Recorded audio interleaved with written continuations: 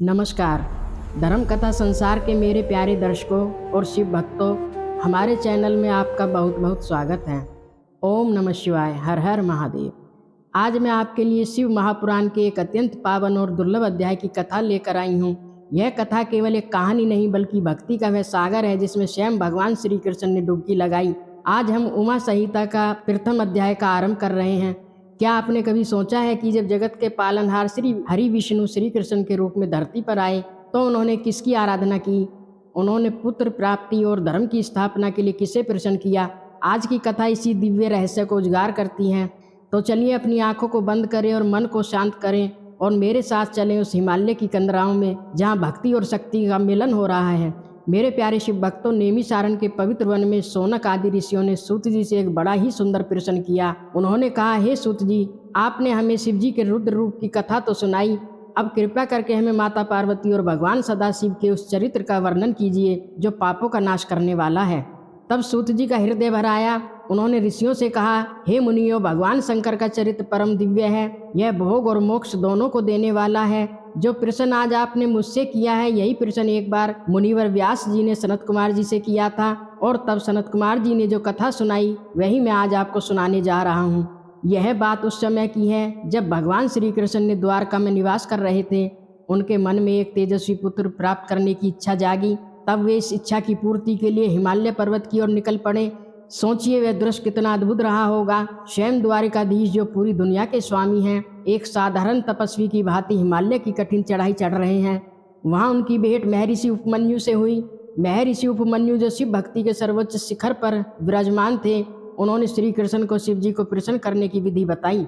श्री कृष्ण ने अपने गुरु उपमन्यु के आदेश अनुसार कठोर तप आरंभ किया। हिमालय की ठंडी हवाएं, बर्फ की चट्टानें, लेकिन श्री कृष्ण का ध्यान केवल और केवल महादेव के चरणों में था।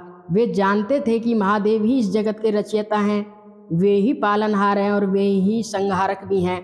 वे गुणों से परे हैं, फिर भी भक्तों के लिए सगुण रूप धारण करते हैं। दिन बीतते गए, तपस्या और गहरी होती गई और फिर वह क्षण आया जिसका इंतजार पूरी सृष्टि कर रही थी।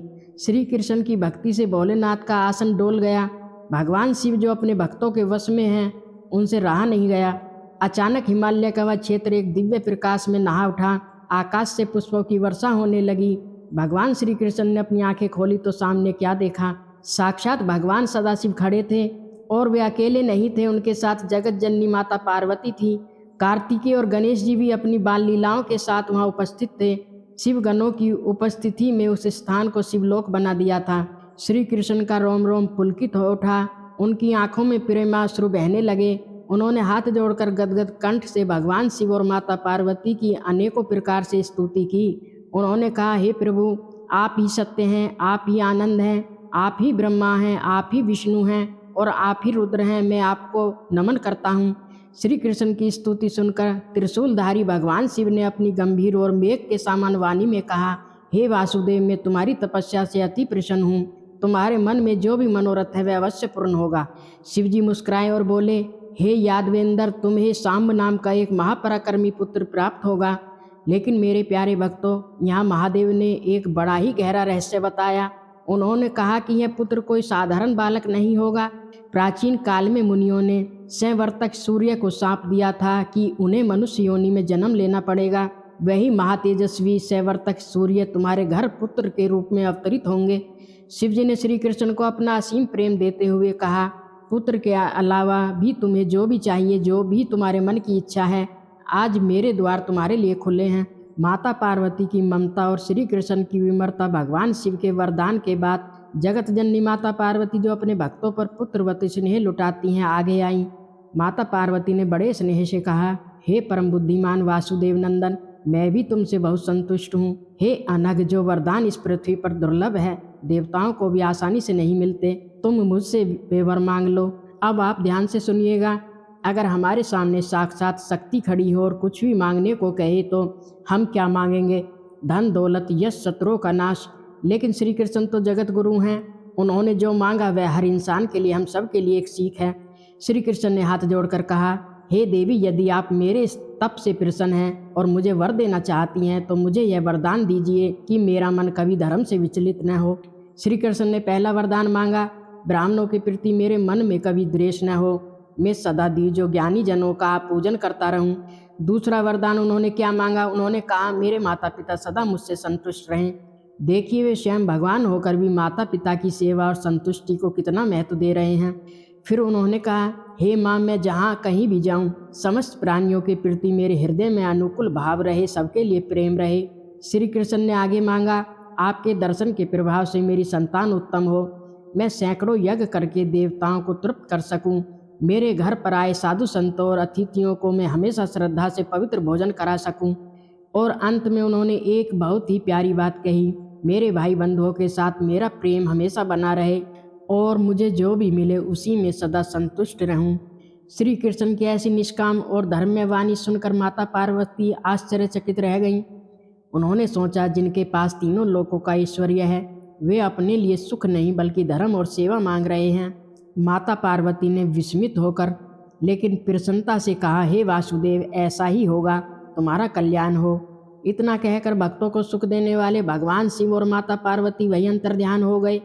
हिमालय की वह गुफा फिर से शांत हो गई, लेकिन वहाँ की हवाओं में शिव शक्ति का आशीर्वाद घुल गया था। इसके बाद श्री कृष्ण, जिन्होंने केसी दैत्य का वध किया था, अपने गुरु महर्षि उपमन्यु के पास गए।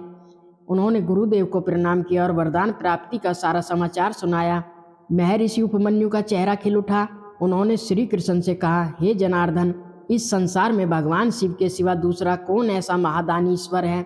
जब वे क्रोधित होते हैं तो काल बन जाते हैं, लेकिन जब प्रसन्न होते हैं तो कुबेर का खजाना और मोक्ष तक लुटा देते हैं। उपमन्यु जी ने कहा हे गोविंद, दान तप शौर्य और स्थिरता में शिव से बढ़कर कोई नहीं है, इसलिए तुम सदा शंभु के दिव्य ऐश्वर्य और कथाओं का श्रवण करते रहो। गुरु की आज्ञा पाकर और मन ही मन भगवान शंभु का स्मरण करते हुए श्री कृष्ण द्वारकापुरी को लौट गए। मेरे प्यारे दर्शकों, आज की यह कथा हमें जीवन का सबसे बड़ा पाठ पढ़ाती है, विनम्रता और बड़ों का आदर। जब स्वयं भगवान श्री कृष्ण वरदान मांगते समय सबसे पहले ब्राह्मणों, ज्ञानियों का सम्मान और माता पिता की संतुष्टि मांगते हैं, तो हम साधारण मनुष्य को अपने माता पिता और गुरुजनों का कितना आदर करना चाहिए। मांगना क्या चाहिए? भगवान से केवल सोना चांदी या गाड़ी बंगला मत मांगिए। मांगना है तो सद्बुद्धि मांगिए, संतोष मांगिए और परिवार में प्रेम मांगिए, क्योंकि जहाँ संतोष और प्रेम है वहीं असली सुख है।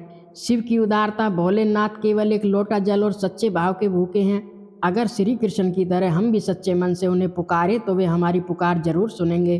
तो आइए हम भी भगवान श्री कृष्ण की तरह अपने मन को शिव के चरणों में लगाते हैं।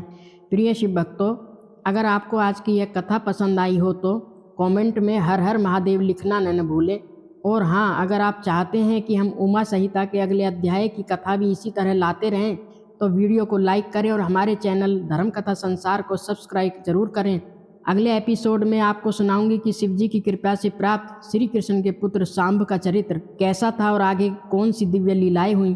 तब तक के लिए आप सभी पर महादेव की कृपा बनी रहे। जय श्री कृष्ण। ओम नमः शिवाय।